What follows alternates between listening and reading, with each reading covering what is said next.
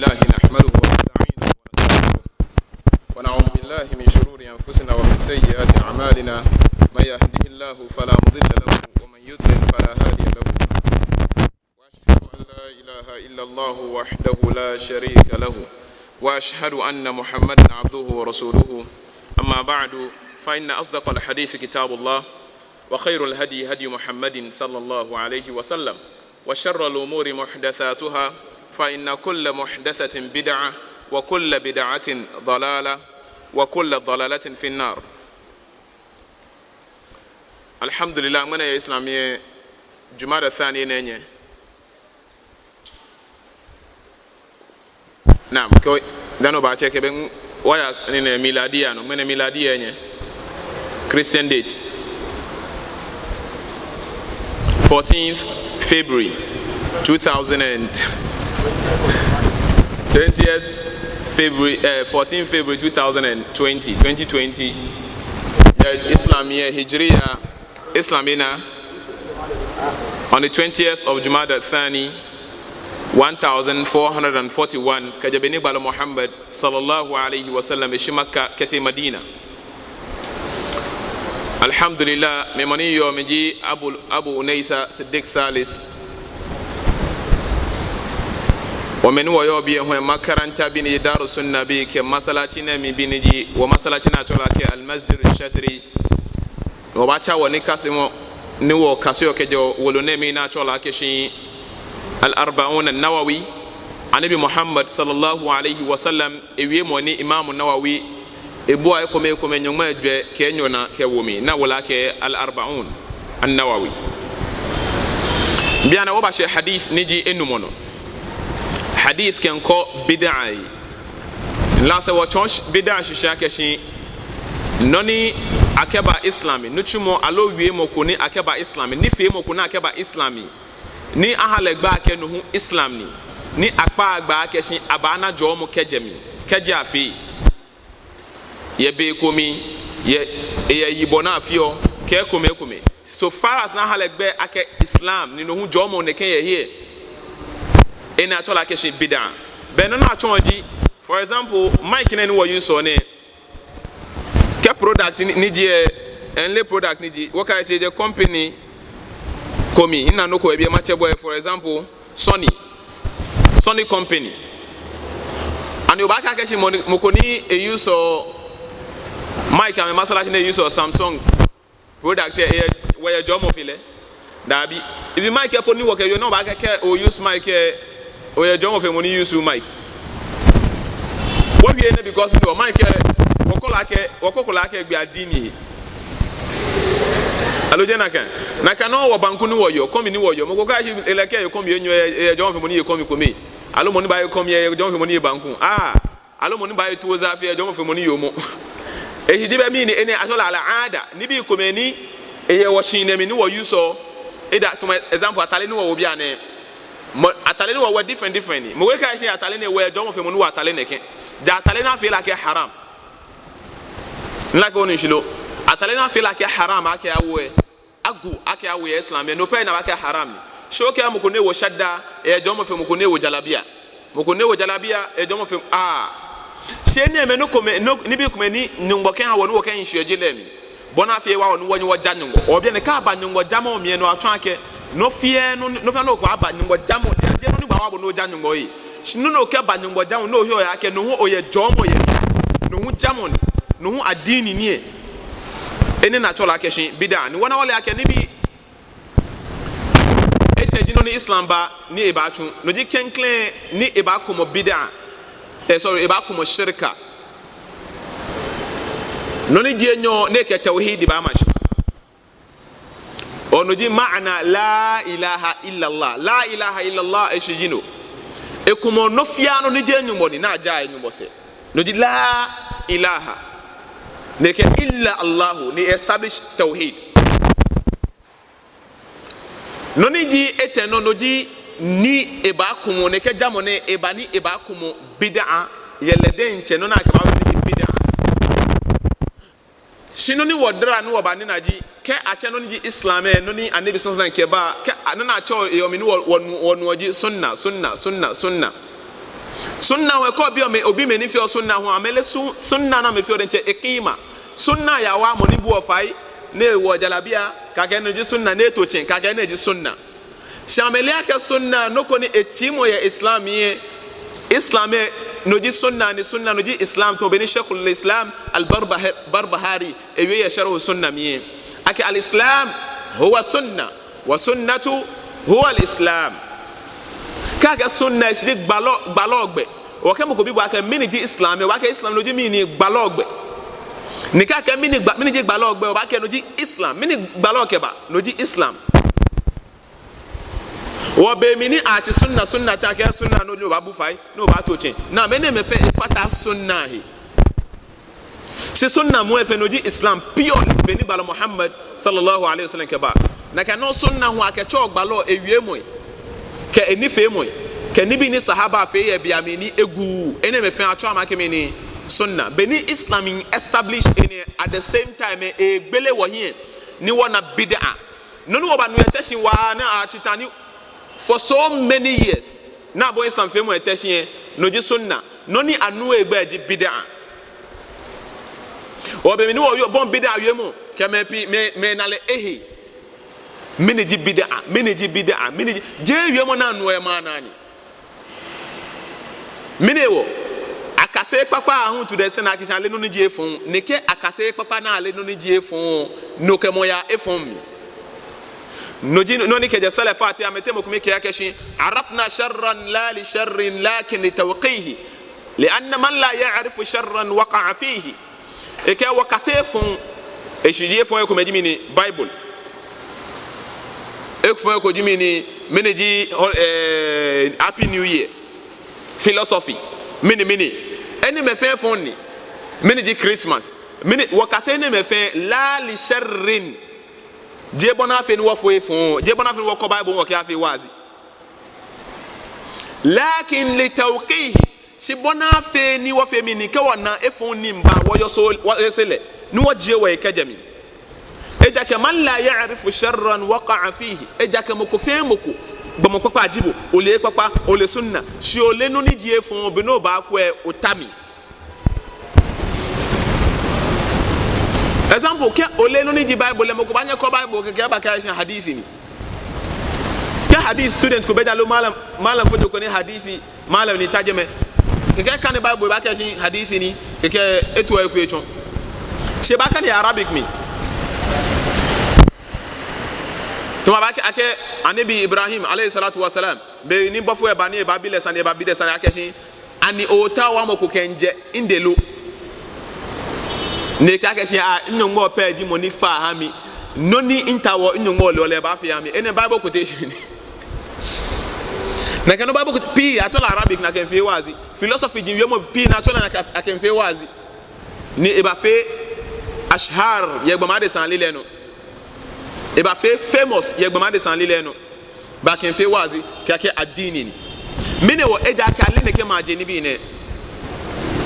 o akase obide agbalo wo hye bid'a e wo hye bid'a ke echi sunna tan ke e wo hye bid'a ke wo mo sunna mi ke wo hye bid'a ke nyugo bola wo to ke mbale nyugo jamo mi ke gbalo se yen mo mi ke wo hye bid'a ni wo ke noko ka ba ne ke jamo ne wo ka bo mo ko to ye le nyugo ke gbalo se ke meni akejamo e ha ken clan bi ye shene na be mi na ka afi wazi ne me fa gefen to afa ko bon chi tachipe ke bona neke ameke fiti number ameke wa jamaa ya wonu chimo mi bia me ni wo mo nyumbo mi wa nyumbo wo ke ya nyumbo ka mo mi no na ba no dimi ni na ba die ke shirka ke bid'a mi ne nyumbo jamon wo ba chi bid'a ta inshallah mala uthaymin rahimahullah ta'ala كمين فوائد هذا الحديث حديثنا هو كان ينبالو كمكو فهمكو neke no ko baba jamo nemi ni na kan no je jamo mi yo eshi je gbalo ke je nyongo ke sahaba me lehe ko companion se ni ke gbalo yin ame lehe ko ni lese mi neke na kan no baba ne ke jamo nemi gbalo ke akekele afon eto ale nyongo sumo je nyongo jamo nyongo sumo for example mo ko ba masalachi imam malik mi ne ba soli rak'atay al-fajr raka enyo na sole ke mo fajr solemo ne ba ne sole tu raka na kan solemo hu enyo pa ne bi twa ke asole ni solemo hu asole ye hia ja oba masalachi mi ne kula obehia ya ke ka gbene ke ko she masalachi e mi ko fe rakatil masjid ko fe mi ni tahiyatul masjid rakatil fajr enyo pa afio chile ne ba masalachi e mi okola ke ba to mo 3:30 mi alo for mi ne ngula tu raka ne hasalama ne te ya tu raka ko ne hasalama ne te ya tu ya ko ni Imam Malik waledan ne bi la ke shi mini sole mo sole e ke sole raka enyo na afio ke ha fajr ni Imam Malik ke la ke shi bid'ani anake me ho me so na me no bid'a le se atuye ne ke shi o to mi ake shi ayu'adhibani Allah bi kathrati ibadatihi o to aka nyumo ba pim because mi njale chon inja nyumo fe ni anokwale na eleji nyumo abeno go to mo nja nyumo fe ni kai abeno go to mo inja nyumo pepepepo alo nja nyumo bonisa nyumo he modern aboye jamo mi sileke nyuwa jamo ake njale pilo njale nefe no lo no ni ji kenkle na eleji eliake no na efe po achele ibada achele nyumo jamo o Imam Malik la ke chi nyumo pimbo because o jale fe nini aka ka fe 2 raka bo ba fe 8 raka o ya 10 raka je no onyu wa pimbo si nyumo ba pimbo because o gbogba lot we gbalo ke enyo bo ngo ba fe 8 o gbogba lot we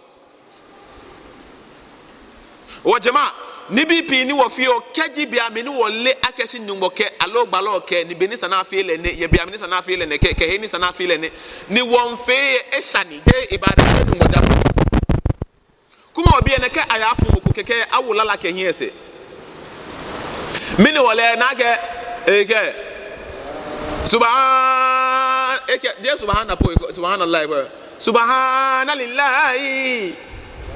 walhamdulillah la ilaha illallah allahu akbar ete mojine ke ene ni na ke be la ilaha illallah be ni nani be subhanallah be ni mo kan fo moni e la ke na efe na ewo efe ibada ene efe sha de man la ko ni shilo to meni ame ba sole ame ka me fe tarawih masala ke fe tarawih an ke she 8 raka lo 10 raka ke pa ke acha no ehia ni ne ya fe sha ni ya fe ni mo tu egbele ni acha ni wo jamo ale be wa fe tarawih me ke fe 20 raka ke mi ni le ta no fe pi o bo no aye be danye abanya fe 8 abanya fe 10 abanya fe 11 abanya fe 13 abanya fe 20 mo fia mo no afi pepe ni me na be dwam e be poten mo fia won e ba ke no ni gbalo Muhammad keba ke no ni moko huta he ko ne keba fe pepe no na ke me na be dwam etumo shi no ta bo wo mla yetesin bo mi nke bo wo mla go yetesin ke president of Ghana we wo mla ke wo fe wo no pepe ni gbalo ho anya kreto president go yi gbalo ke no e ba moko ke no e ba no ke gbalo ke mo no fe pepe ni me na be poten ni gba dwam na ke le sele ko ke asele ko ki na ke bole shin bo ke ولكنهم لا يشعرون كجا كما كشن وإذا قيل لهم لا تفسدوا في الأرض قالوا إنما نحن مصلحون ألا إنهم هم المفسدون ألا إنهم هم المفسدون ألا إنهم هم المفسدون ولكن لا يشعرون Nimweka kama no nya fio sekelo ani nya fio laje mo ani bi bulu ani nya fio nyen laje gbeme nyen fite sipono ke kan bo ameka amenyika o kama ke nyen fite nyungo jamo ke kan bo ameka ke inna ma nahnu muslihun wo bo won sa won to ni me mo adini mi ona no wo ke 40 raka ha me wo ke ya fe zikiri 1.5 million won to ni mo adini mi ni mo ke ne bo atodu ba me na ameji ni fite si amene jole amele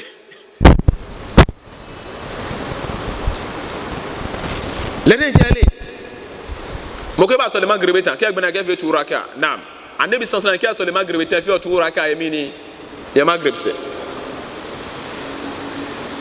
she sunna den che na efi ajingbe ehia mi shimo ko ba so le magrebe ta na ko fe turaka wo ko la ka anabi fi odo heni sanafi ya je jon fe because minewo ekule wona ke madara ayafi majlis alo afi no ko masala che mo be hia ya ke ekule ofi je no page no ni yo mi la ke fe tan ke fe nyu egbe ke fe nyu e man ye ba ke fe ko le na ke e fe mi ni e fe ibada wasadi ka ba juma beni imam ha khutuba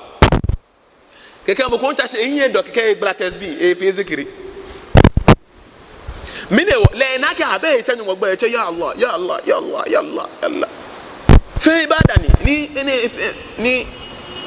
fe ibada ni ele ne fi esani no mo tun egbele ni ekele ba hala ni se fi la ke so fa na egbaji tanko ne ta masalachi emi ni efe na kan ewo masalachi ne tanyu mo gba hu to fi wa ke me ke gbo mo ba hala ni eyin e pa na ke Kristo fu amecha abonsangbe ama onyumbo no amecho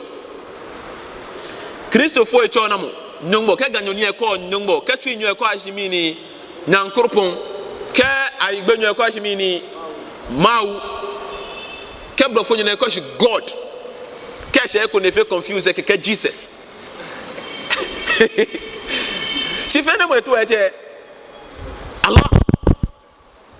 shi ni wakala wala ni wakala wala نوكاك لباولامي نوكا ومن يبتغي غير الإسلام دينا فلن يقبل منه وهو في الآخرة من الخاسرين مفيا مني باهي جامو كوتسي نيجي هكبو مني كهان نبي محمد صلى الله عليه وسلم جي نوني نواسمو نواسنا يبلي بافتا مني باالام مني باقبشنا باالام because مني هو إن الدين عند الله الإسلام نواجامو منو بيجي إسلام si Kristo funya le we cho nyungo kai le sole mo sole an ka agbe na ewie no npo na elike wo mi bona fe ye mo kai limala e ba sole e blofo mi ka sole ti e bia na sole e twi ke gambe don blofo father lord ke fe gbe na fe ka agbe na ewie no na ele santo rogo baba hima she ka gbe fe ka gbe mi egbe na ka egbe na kese na Omar ka me fe na ka ni ba na ka mo ko mo yi si mala e chepa na mo mi santo kese سيدنا عمر كان آية هامة عاملة ناصبة كاي نتمني وان يفيو لك ما شاء الله وجي سيدنا مبين فهمي واغني علامي ona ga nutimo ko ya tun ha mo ko to bo fe no gbe na ga se pe bo aloje na ga ajo ba ko le na ga go pe no ba yo hia nko e fine se ne ka pe bo won still mo ka wa prison afigo na kan wo airport police station na ga mo go base o se mino na etuni amogo apele hu eni mo ga she juwe no go na ewule tu kagbe yi na ka koji me ko no na me ye mi ye ni se na no wona na ke hadith na mi kan kleno wa kasiya ke tahrim ihdath shay fi din Allah walau an husn qasd wa kasiya ke haramuni ake obafe no ko ni je gbalo Muhammad sallallahu alaihi wasallam ni keba je ad-din islam be Qur'an mi be sunna mi jamaa biwa ke bia no ke Qur'an ke sunna ke mo ko na mo ko le Qur'an le sunna wana ke ni agbene fe pi agbene wo ke amo Qur'an ke sunna mi wo no ni ba bo e jole peji no fe no ba fe no le ake si ene ye Qur'an mi alo be sunna mi o ba ko ni ka se mo alo ya ko ni ka na ba ti ta ba e ye Qur'an mi balon ke ne kan fe le sahaba fe ko ya ko na kan no e wo tu ka fe no ko tashi o ye jomo e yino tashi e fi wa ko fe zikiri ko si zikiri o le ake si nyungo ni ko fe alo balon ni ko fe nta ka fe le te ka fe o din se wono ba fe din no ba tashi alo ba ka shi no wo o ye mi ni o ye jomo because aka yue ke mo ke wala taqfu ma laysa laka bihi ilm inna as-sam'a wal basara wal fuada كل أولئك كان عنه مسؤولا. سورة الإسراء نوكاكشي بنو إسراء نوكاكشي كاوي كاتا كافنتا نونو بهنيلي كافي أودوا كوفي because otwe no can woni calling me no can ani go to ne fake ababi ni wasana igile no na ame ani bomocho echu o jema ko no be ya lo jomo bino afno afia ore jomo na ka ke asi be no ba nu akenyu mo ke fe mo gbalo ke mi ni fe mo ene ko fe noji no na atola ke ibada no ba fe no le aka ka ofie alo aka ka fe je ibada o kenkele noji no aka haramu na aka ba fe no ko ni na kan no je ebenyu adini ami je gbalo ni nkeba na kan ni epoke ofe ke tui kron o ka amato le tui kron na ikhlas tui kron de ke fe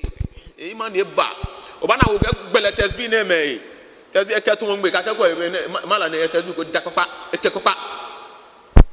ke ta sigele le biete mi ne bio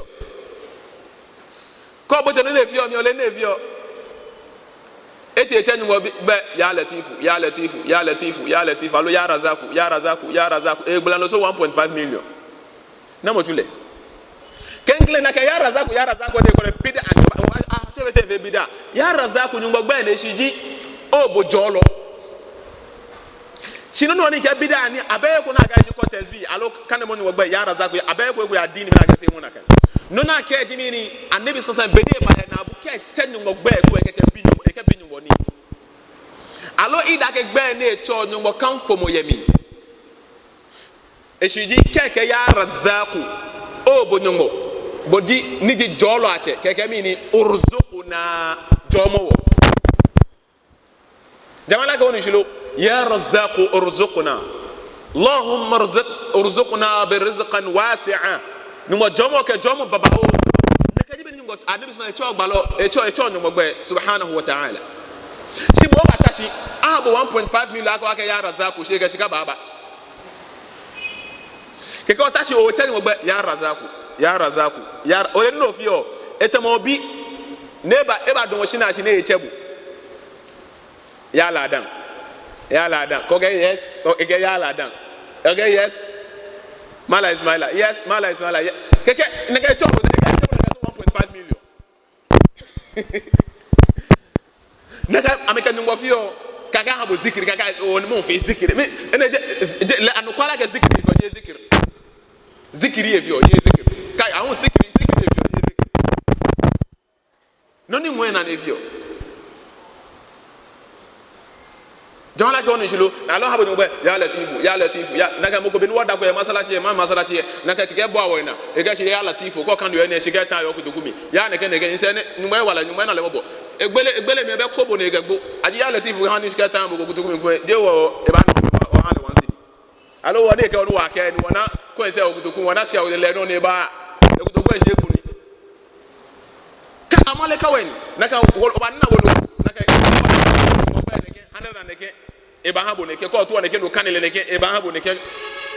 fe shayatini wajini jamala ga wonu shilo keji na kan no po o fe ka tui kron nyongo somo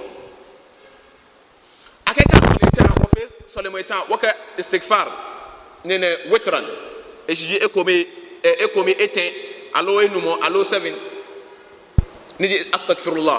الله استغفر الله الذي لا اله استغفر الله العظيم الذي لا اله الا هو الحي القيوم نك شيته كوك بنا وكش اللهم انت السلام ومنك السلام تبارك يا ذا الجلال والاكرام نو شيته كوك بنا نو في ميني اللهم اعني على ذكرك وشكرك وحسن عبادتك كدواجو النبي كوك بنا وفي ذكر بيان ذكر ني ما هي نو جن باتش معنا ذكري والله ذكري نمي تو من بي وانتم مسلم لو كما جنو اوبلانا بي وكاجو امتو وانتم تيبيكا دي بو كابو نو باغنا و جلابيا نو شي توو typical newo ni ne nyanyana ke no fiano aka wake anabi ke wake subhanallah 33 times alhamdulillah 33 times allahu akbar 33 times but no te share because of iman actually vim je iman vim second vim no te share no gaji bo subhanallah ni baloka wake 33 ni bo afele 100 o bo eko fo blale 100 ko ke ne iman ni second even ke jo fake tu ikron akenyu bo sumo no di kenklen no لذلك ويقبل عليه أكن كجي إفك تري كرامبو ولو كان القلب يرق لذلك كجي تري ينوني فيهم يجوبا إيمان يبقى إني كوكو بنا كم عم يتبع كم فيكم ما سكام كوكو أميك جذبي وين يامنو أنا نويت ما ساتي دبا فوتو ما كبار جكوني وباتي يني ويقبل عليه none efio me hele ye kevi none efio podente ena hese kejomi ejidi kaka ya razaku ke gbena ke mo gbe ba kele sikona esi ona ke ena ke none efio etuni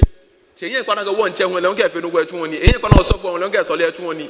abunsa na ga pe ni ilaka mu even kaji e na kan po li anna hadha because an ka bid'a ne min amali shaytan nutumon wana ke ka ha bo na ko afi ke ka ha bo zikiri ko afi ko bi ma ke shin no ke ha bo daga Allah ne daga wurin Allah ne ko daga wurin annabi sallallahu alaihi wasallam ne ni wa ngweja bala ngweja ke daadi ko ba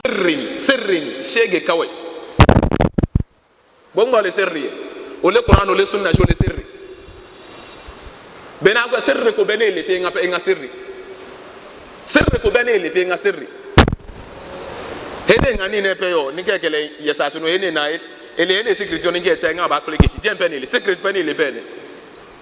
shege kawai sirri ni e ko na fina no afi e abo zikiri no afi ke bo mu twe waka dini waka nyumo ne tubo ke himbo wo abuno ohie wodo gbe ke himbo wo ko te nutumo ko to waje ka asu ebo ko ke imani o na asu ebo nyumo kai o ya nutumo mla ka asu wo ka asu nyumo nutumo wo mala ina bonsa na ka jibe ne yole abonsa ke la ke obote ngwa jamo mi jama e ke dan e ba ha bo akonu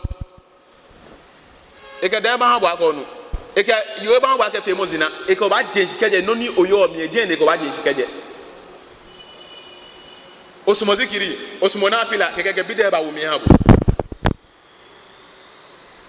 fa in qala qa'ilun kayfa kakashi law ahdathtu shay'an asluhu min ash-shari'ati lakin ja'altuhu ala sifati mu'ayyana lam ya'ti biha ad-din fa hal yakunu mardudun aw la akeka mo ko bi akashi o kami fi no ko nini fio islam ni ke wo fi sibeni inkola ake fio le no le islam e choko ake potene kaka fi le na kan ani ndaka no tumo nyungo sumolo ona nina wonu question shilo mi fe no ko no ni fio islam e chitake ne keni ne islami si mi kola bia na mi feel special on my own ani ne keno ne hwe no mardudin lo nyungo sumolo ya allah wa na mogbeni nyungo gbeni e islam le be islami e islami ya razaku e islam le be islami e ya islami shimini biane inkola ke biane ma nke normal ko ba wole ni matwa ni ma hale 2 o'clock alo ne ke hale time ko ni ke fio anene wa mardudin lo malam ke wal jawab na jemo di yakunu mardudan ene huwa ni wasumo مثل ما أحدثه بعض الناس من العبادات والأذكار والأخلاق وما أشبهها فهي مردودة ene tomononi malam ke ene ni wasumo etomeni amekeni bi ko ba islami ya ibada fe momi tuma ya sole momi ke ko me wal adhkar ke zikri fe momi wal akhlaq ke suban ko mami mala ba ke ake na kan tablighi bi amonu ma na me mobo tablighi agena aga ko ya wa ko ni efo omu isine ke aka nebi ni ke ko oni ni efo inte akoko ni ni ba fo inte ko ososi mala aga ne go no start ke no ba fi no go mala kai ni wana wo tablighi wa ma fe ego ebe wo fe doni menisa no wo yo fe wo mutemi da lo je na ka no ya go wo ni je wo ke je alhamdulillah alladhi hadana li hada وما كنا لنهتدي لولا ان هدانا الله جامع فو yo wallahi ingba tu sane wo yo shi ni ngono to be na nabi sallam jahiliya bi e fi ole ngono na bote islam e keke gba me sane jahiliya no na fe fe to be ami e gba me sane kaka akan fe ngono na kaka yo hindo sane sane ga wobi ni baba ka go gba me ne go be ni obi baba e kula inshallah hen gbele mo ba to gba me na amba ga she na maleni sino ni bia no wo yo inshallah wo students ele inshallah ye plan ni kenyu basumo because o ama me o ba excursion o ba tijani abia masalachi ke wakenya ne ona me ne meji tijani o ba big back o work students e ba am to me na me ne tijani ya ne chomoni ne zubi what to tore ke o aga am to me ba na me ne tijani ke be nya fi ke nye ba na ka me sa ke am me klala ka bolile ka glash no je wana be na ya ke work ona me ne meji tijani ya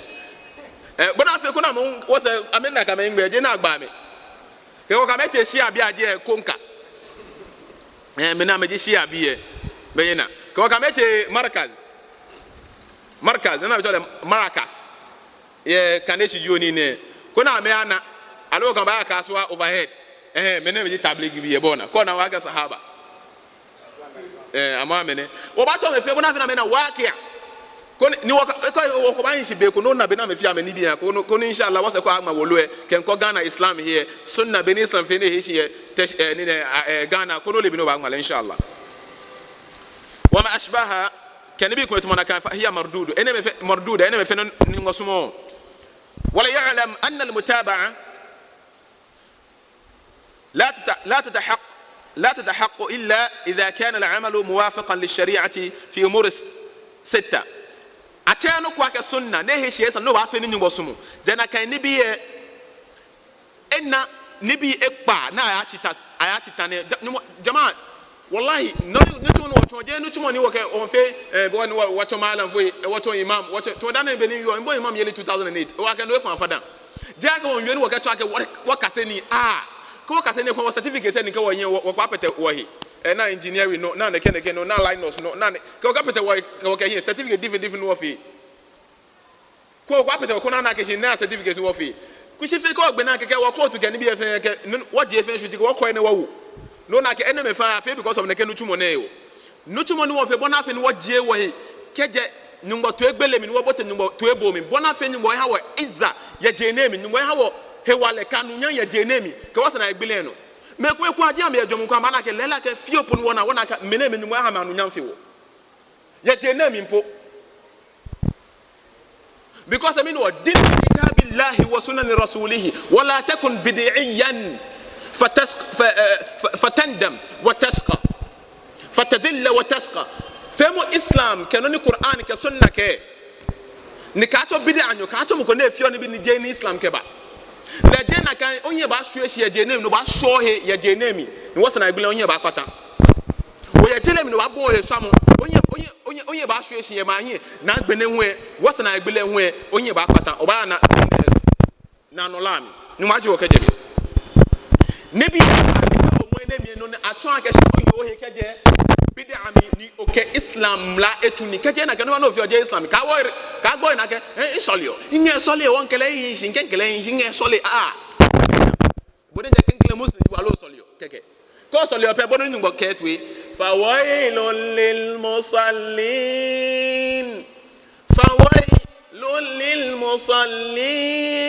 الذين هم عن صلاتهم ساهون الذين هم يراءون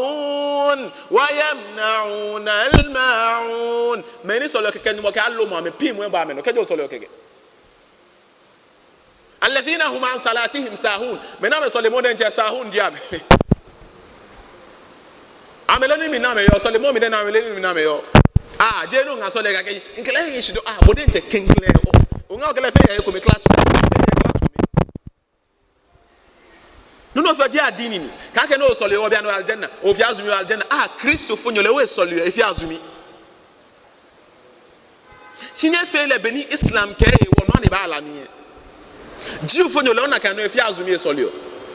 sinye e so le mo ni je anabi no e ko ni no ne ba alami ame fi azumi shamazu kai cheme ami hima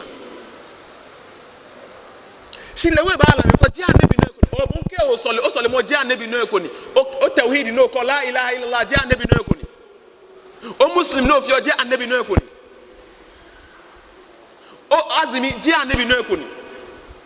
wallahi kaka isho nga sole je sole mo pe na joji no fi o mo islam je sole mo pe wa kan arkanul islam lenye ni 5 enumoni nani biye ekpa inshallah bebe sho bakan le ku kan ba so next week ka wacha no dani abache no ku akeshi ena adini nie ninyo ehe wo mi en nutumo ninyo ehe wo mi no dikenkle sababuhu sane nutumo mi nje sabab mini bana afi ne eshijike oya ye nie wona ka ba kesa no ofi ado anyo efo ke da bonsan he o wanyo ka a'udhu billahi minash shaitanir rajim no ka yini keke bia ne noni nie noni ke ado ani ke ni ba je no ke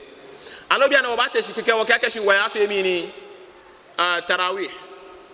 afi e be fe be mi ramadan mi na to le tarawih because of a job na joy mi si tarawih no di weter no wo fi oda ne ke wo solita shefe ke weter no wo fi oda ne tarawih ni wo watu za ga shi wo fi ole 3 da ne 3 shafi ole bi na fi ramadan mi pepe ramadan pen ke ramadan ba egbe cha ke to tarawih alo qiyamul layl qiyam ramadan tarawih fe ko meni alo o kana ke biane waye ni nemi minima nyomi wayo jumada la akhira jumada thani ke ko te shaka wa fi ramadan wa fi azumi ramadan ona ke sabab na ke fi ramadan e sheku ko wa fi ramadan nani ba no na fi an lo ke biane wate shi mini wa fi mini o fi o ke ko ya fi salatul istisqa du'a al istisqa du'a ni hanu nuko ne ba na alo bo ne bo to ke ko ya fi sabab no diken mini wona fi ene no ne je nyo jeans na kan no fi o nengbeje meni te eyo le te na kan no te afi o le te ke na afi lo afi ke zikiro afi te eyo le te poten nengba na ke je poten no ne je te no qadruhu shiabona afi o e shijo ba no ba fi tarawih ibada ne na afi o ko ba ko fi 30 raka alo 20 raka alo ba so le zuhur alo isha ko ke mene wa iman yeba wal iman la mene isha awon mala 5 raka bi abona afio shienya afiole to be no waketo solemona soleman ke solemon no raka enyo na so ne fajr sho ona ka ke enyo ni bo ko ba ke ko sole enyo ni enye na ka afi enyo ko sole ne take no je ibada ni don je ni wajamo ni don akeka sole ta afi dhikr subhanallah 33 alhamdulillah 33 allahu akbar 33 alo 34 na kajibe ne ba sunna nabi muhammad sallallahu alaihi wasallam bono te shie no fe subhanallah brate bo ye tasbih hu yi na to le ni ne wirdi no gbla 100 be fe ne ya shi subhanallah pe no gbla 100 because of iman yeba bia na shia bonata afele je mi ni na ko fi le wa zamanihi ke bia mi ni sana fi na kan no esa bo bia na bo ate shi ka so le ishetan obanyo ke aso le ishetan wo obaya heko wo to no so le fajr bia ne ka so le ishetan mo wanya da bi o mini bia ke fi na kan ibada alo maghrib balo ke maghrib wallahi ladan karatu no fi bana fe ni wasani ni mo ka wa shaki wa bi ne wo gboyi maghrib solemon wo solo no wo mboy kokodane wo solo maghrib ya isha mi bia mi ni balo ke isha ke shi na kan bia mi wa maghrib ke sho maghrib balo ke idha ghabat ash-shams sahaba ameweye keje hunu ya nyoshi ne etudin ye jeme eni atola ke maghrib e di ighabat ash-shams ne ana hunu edon mini ja na hunu edon no ji heni bodomo no na hunu edon because hunu ejero ko na male don beni bo na le ko na le eko no ani beni je na e bi e je chele mi ngbe heko o hunu ele enyo sha ke si bia mi ni oyimbe ete heni saneya no yimbe na le don even ke after 5:30 maghrib esha sana gbele na maghrib esha sana cha adan maghrib na soli balo keke etudin etan ye jeme be ishe ene ijma'u ni ulama kap ke etudin eshiji ke even is 5 na etudin efe etan ye anai ishe ene inshallah won fe karatu akida ko gbono ke fiqh waba no ba oba bo ene me fe ko je mojo she ne kokko no wo born because of ne ke hadith ne ke o solemo ni je maghrib solemoni o ba she ko na be pi ke o ba ni maghrib e she ni stile a check azan o ba sole ke imam ba o ba fi nafila imam so ba ja ke solemo wo sole nafila ni because I mean zaman ko sole ni je e bi ami solemo mardudan ni ngo sumo ni wadente ni ekena kan qur'ana ni inna as-salata kanat 'ala al-mu'minina kitaban mawquta solemo ni ngo fe ake afeye ebia jaka wo yin pa no jaka wo shi wo yin kan ni ka tamasala che mi no ke hunu enyoshi ke etudie fe ta ejeme ke ka cha dan ni ma han wasa zaman bia mi ne ka sana fe le to be nke onye o teshi bia no ba ko ya fe mi ni o ya fe fajr solemo alo bia no ke wa fe azumi ramadan because je bia min wa makanihi ke heni afio moko ke ba adi moko ba teshi bia ne ba ke masalati ne da e fo o ama fe tawaf ye eji tu moka te kaaba be na afio ate maka be na afio e kaaba ye be do masalati e da wan le we fe na ke fe shi etonyo mono because heni sana afio je afio ye na kano solemo hena afio e ji masalati ye jamaate kemo sole ye shia e gonu motwe no mi na sole ye shia ko sole magrebeta na afila na afio ye shia rakatel fajr afio ye shia nafila die pie gbalo kenye fia enye sia wa heli sanafi ne bi ekpa no ne ke ojamo ye obo ene me fe hye pepepe be na to la ke ngojamo فإذا لم يوافق الشريعة في هذه الأمور الستة كأشياء كان بيقانه فهو باطل زكاكانو تشموني مردود نوني نيغو سومو نيغو افو كتابو لأنه إحداث في الدين الله ما ليس منه إذا كان نكو بانيغو أوفي نكو نيغو جامومي جي محمد صلى الله عليه وسلم وكان كلانو أن يكون العمل موافقا للشريعة في سببه ثاني السبب نونو ونافي وثاني إكليكوانبي وذلك بأن يفعل الإنسان عبادة لسبب لم يجعله الله تعالى سببا مثل example دي أن يصلي الركعتين كلما دخل بيته ويتخذها سنة ثم كونك أصلي تانكين دان إلى إفان بيو إجماع صلاة كأشياء إفيدوا كدان كأشياء كمتوا بافي توراكا بابا أنا مكونا كاين إيمان إنجيلي توبنين كه ونومو دكتور أحمد كجي إيمان ناتولى سكة وهو كاتولى فيم because imani jinu imani nyungwa jamoni shene je nyungwa jamoni ekola ke dane kile ke she tuemi turaka ba nuna turaka ne ko na ke sunnani eshiji noko na efi odane ke she hia ake me ke hia ko meto le kenkle mafi turaka فهذا مردود ان nyungwa fo etwale ma anna salata asluha mashru shi ona ke solemo nafila lemini e islami si sabab ne ke afie na ke sabab ni islam ke ba afi kwa ko shoshia ra ko shoshia sunna na ko fe turaka si bo if ko na le ngwa jamu no twimi nkrono ke fe nyumbo sumo lakin lamma qaranaha bi sabab odo nafila ngwa jamu ni si bia mi ne ke pete lam yakun sababan shar'iyyan sarat marduda si beni islam tuaka sabab ni islam ke afile jena ke afile as another example ji لو أن أحدا أحدث عيدا لانتصار المسلمين في بدر فإنه يرد عليه مفيامو نباك نكون نتلا يوم بدر تانيجي ينو ناتوا إسلامي تاولوا ناتوا sorry تكنكلين ناتوا إسلامي تاولوا ناتوا إسلامي نموس زي ينكونيم نينو بapotche sahaba feke ne kama ke e kama fie kama e sheke am mofia ne te na kan badre ko ni moke if alu ma shi'tum fa innakum maghfurun nyafia no nyatuismu ya ahla badrin meni atwana kantan wo kanye tuano no nyatuismu ya jenemi minyumon kanye sheke nye no ni me onye peji aljanna pa dezo peji meni no ni me onye ni wahala tui onake men badr gbile ejik gbe wulu ya mini ya islami ni wo yenkuni ajimo ko bake onake ne ke gbine ni wo yenkuni ni ona wo muslim se ke wo ba together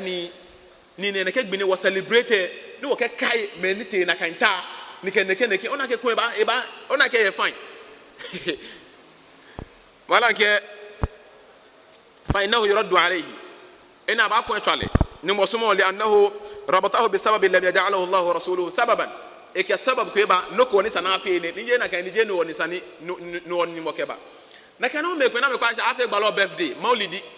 ko ya ko dan nke ya no ya ko be na me fiole awoyo na fi ejeme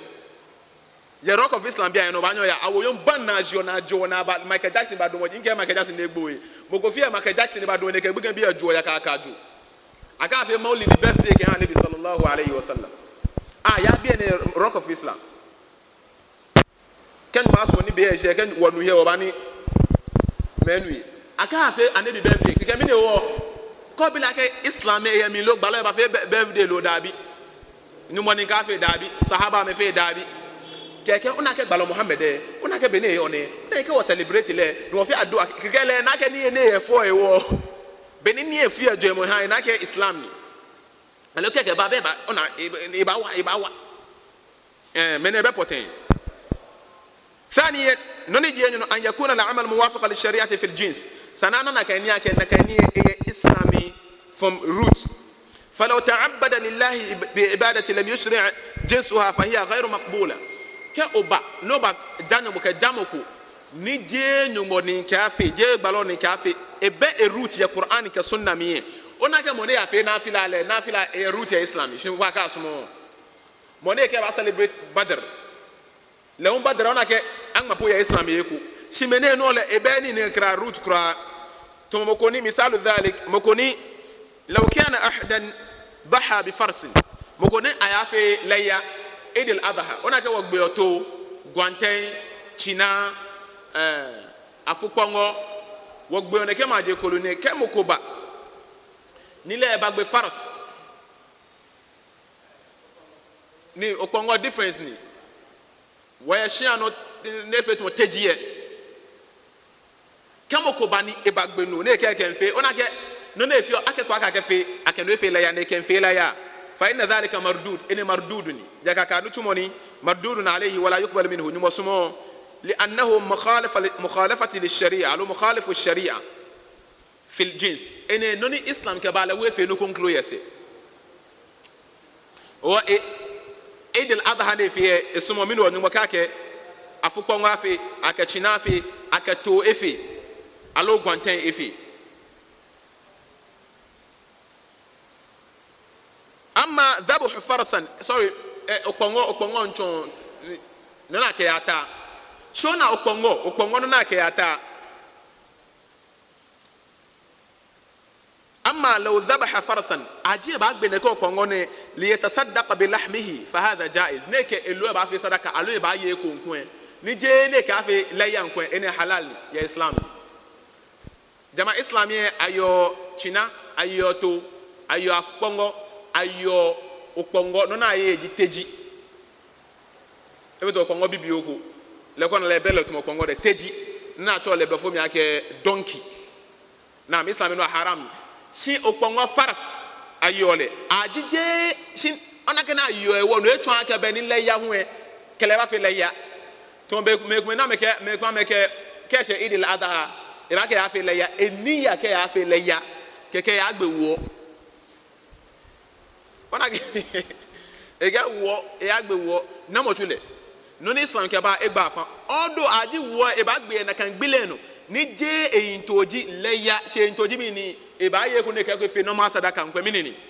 ene jaiz ni e islam ni naka to bi na okpongo no ye islam ni naka no ba gbo okpongo ake won ye idigbinu si jo ni ajimi ni o ke fe idil adha bono ji ina lo ni ma pe o won gbe ni mi ni wo pe alo be konklo mi na gbele na pe ni le e be na gba ye islami لانه لم يتقربوا الى الله بذبحه أضحية وإنما ذبحه ليتصدق بلحمه وبواي إن شاء الله وبيه نين إهو كن ما اسمه نسوي مننا تونجي لأنه نيك بفرس نجي أكبروا على ما نيك بوا وناك جي الجموجي مني إكيافي أضحى أضحية يعني الجموجي مني eya gbe ni neyeke na gbe na je na efe wa ke ne ko gbele ne ki ake benko nyumbo ne ke ni eni normal ni eni na yoni jamala ke woni shilo shalom bi nyumbo ne ha oshinu wo ne ke ni bi etene wakane fc sefen shi bia ne ake fen example mba ekome after ekome wo momi na ka inshallah no wo ke tuni wo ke no ni ake ji salafe ke waji la takun bid'iyan ka to mo ko ne efi oni bi ni je islam ni keba no ya ke min sole wo ni yen tasbih wo ni mbu fa wo ni wo nisfu sak wo ka fe ni bi ni je islam keba la je na kan tandamu oba sho he je na mi watadhilla no ba fe mo ko ni je mo ko ni je la mi watasqa yawm alqiyam wasana gbele won ye ba pata wasana gbele no promise ni gbalo promise na Allah subhanahu wa ta'ala promise jino kada mu zama yan bid'a mu kama sunna nabi Muhammad sallallahu alaihi wasallam mu san bid'a kamar yanda muke karantawa mu guje shi mu kama addini nabi Muhammad sallallahu alaihi wasallam mu shiga aljanna da shi mu shiga izza da shi a nan duniya Allah ba mu izza da shi a nan duniya kiyama kuma Allah sa mu a cikin masu izza sune sahaba annabi Muhammad sallallahu alaihi wasallam aqulu qawli hadha wastaghfirullah li wa lakum wa lisa'iril muslimin min kulli dhanbin فاستغفروه وصلوا على نبيكم كما أمركم ربكم بقوله إن الله وملائكته يصلون على النبي يا أيها الذين آمنوا صلوا عليه وسلموا تسليما سبحانك اللهم وبحمدك أشهد أن لا إله إلا أنت أستغفرك